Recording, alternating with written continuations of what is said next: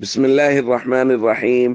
عن عائشة رضي الله تعالى عنها قالت: قال رسول الله صلى الله تعالى عليه وسلم: من أحدث في أمرنا هذا ما ليس فيه فهو رد.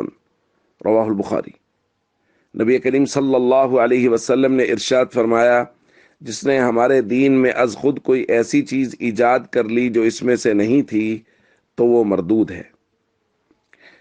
دوستو، دین نام ہے ما آتاکم الرسول فخذوہ وما نہاکم عنہ فانتہوا کا، کہ جو نبی کریم صلی اللہ علیہ وسلم حکم فرما دیں دے دیں اس کو لے لو، اور جس چیز سے نبی کریم صلی اللہ علیہ وسلم منع فرما دیں اس سے رک جاؤ۔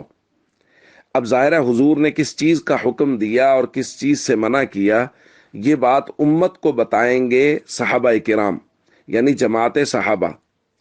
اب صحابہ کرام نے نبی کریم صلی اللہ علیہ وسلم سے جو دین لے کے امت تک پہنچایا ہے، وہی چیز، وہی طریقہ، وہی شریعت، وہ اصل دین ہے۔ اس کے علاوہ اگر کوئی شخص دین سمجھ کے کسی کام کو کر رہا ہے تو وہ نبی پاک صلی اللہ علیہ وسلم کی نظر میں، اللہ کی نظر میں مردود ہے۔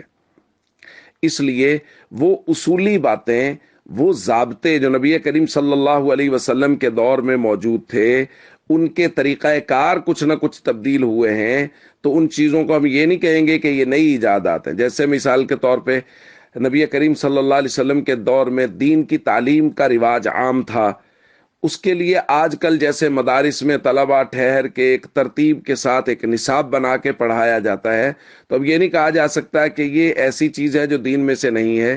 اس کے اصول اور ضابطے نبی پاک صلی اللہ علیہ وسلم اور صحابہ کرام سے ملتے ہیں، اس لیے ہم کہیں گے یہ دین کا حصہ ہے۔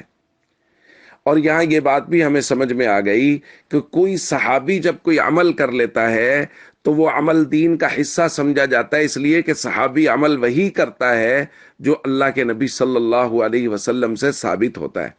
اس لیے ہم سب کو چاہیے اپنے دین کی پوری حفاظت کریں، اور دین کی حفاظت کے لیے ضروری ہے کہ جماعت صحابہ کرام و اہل بیت پہ بھرپور اعتماد کریں۔ السلام علیکم ورحمۃ اللہ وبرکاتہ۔